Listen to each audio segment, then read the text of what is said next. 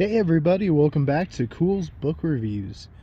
Today we're checking out Crossing the Crevasse, My Epiphany and How It Affected the Bible and Disclosure by W. Wallace Wagner Jr. At the bottom you can also see it includes the Assumption of Moses, the Epic of Gilgamesh, the Didact, and Psalm 151.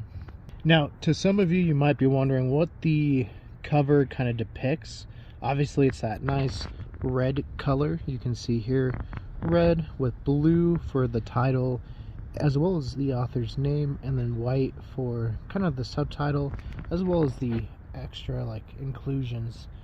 But what is this? And we will definitely get to that here in a second, but if you have any guesses already, let us know in the comments below. So we've kind of already looked over the cover, just a quick little look again, and then we'll see on the side Crossing the Crevasse, W. Wallace Wagner Jr. Right here is your ISBN if you need that. Right here you got your author picture as well as a little bit about it, and I'm sure if you've read a little bit already you can kind of see UFOs, Great Pyramid of Giza, this crop circle, and so perhaps you already know what this is about. So as you can see, this book clocks in at 151 pages, at least the main story, because there's quite a bit more in the appendixes, which also include a lot of cool old depictions of UFOs, a lot of religious stuff, and we'll kind of get to that in a bit. But some of these I'm sure you've seen, others perhaps you have not. And then we got, like the author said, the different appendixes have those stories. There's also some dictionary here, just kind of helps you know what some of the words are referring to. And then throughout, really some pictures, some documents. You can see lots of crop circle pictures there, some human skeletons, and just lots of good stuff in the book. So by now hopefully the cover makes a little bit more sense. That white shape on the front is a Tic Tac, and not the kind for fresh smelling breath, but a UFO Tic Tac, because our author here actually had an experience with a Tic Tac, which is covered in this book. Also covered in this book is kind of his upbringing. He grew up super conservative, super religious. I mean, his family in West Virginia, if they heard anything about UFOs, they were sent from the devil, stuff like that. And so this really kind of changed his life. He started looking for, was there any references to Tic Tacs anywhere else in older documents, including the Bible? There's some good arguments that there's references to stuff that, doesn't make sense for the time and definitely could be a UFO.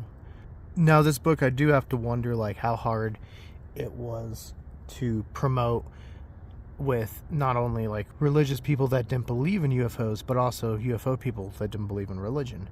And I'd love to talk to the author about that, which we'll get to that in a second.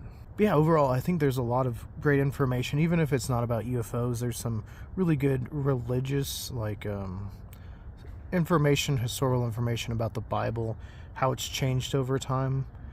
There's some information about crop circles. Roswell does pop up. And so there's some really, really good information in this book. Like I said, it probably just faces some tough time with religious people that don't believe in UFOs and vice versa. But we haven't done a UFO book in a while, and we actually are doing this one because we're going to be interviewing, as our next interview, Wallace Wagner. And so we'll get to ask him some more questions and just kind of dive into this book a little bit more. There's even some references in here about who Shakespeare might have actually been, which, is a topic we hope to cover later on. But there's information about his time at Giza, at the pyramids, and some great pictures there. Lots of pictures. There's Freemason stuff, there's UFO stuff, there's historical stuff, historical Bible stuff. Lots of great information. And so I do recommend it, but I understand, again, it might not be for everyone. Like I said, two different types of people that might not want to read it at all. But if you have an open mind, perhaps just give it a check out. I don't think it was the worst read. I'd probably give it about a 7 out of 10. And there's actually a follow-up book to this, and I hope to read that soon as well. But like I said, we got a new Cools interviews coming out here shortly with Wallace, so keep an eye on the channel if you want to hear more as we dive more in depth in this. I don't want to spoil too much in the review. Just go check it out. It's not too expensive. You can find it on Amazon. I'll link it in the description below. But if you want to see more Cools book reviews, click that link to your left. For more of us here at Cools Paranormal, click your link to your right. And don't forget to hit that like and give us a subscribe. And let us know, have you read Crossing the Crevasse? And have you ever witnessed a Tic Tac?